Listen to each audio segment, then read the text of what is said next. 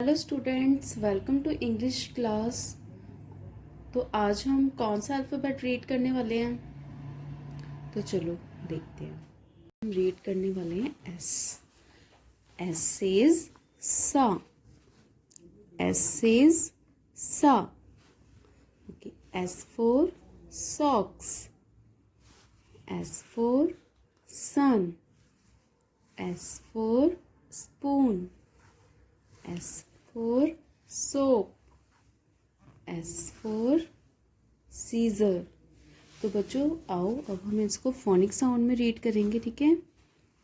S for socks and X for sun. Sa sa sa sa sa sa. S for spoon and S for soap. S for Caesar.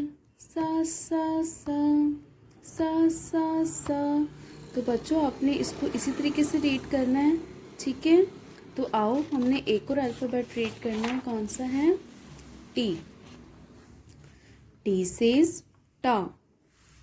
T says टा। T for top. T for tiger. T for tap. T for table. T for toothbrush.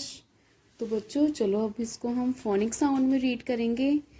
T for top and T for tiger.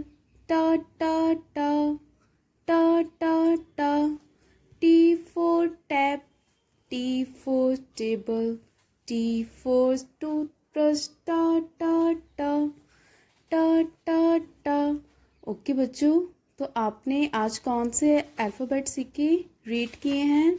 एक आपने S और एक T. आपने ये दोनों pages read करने हैं और घर पे मम्मी पापा को सुनाना है, ठीक है?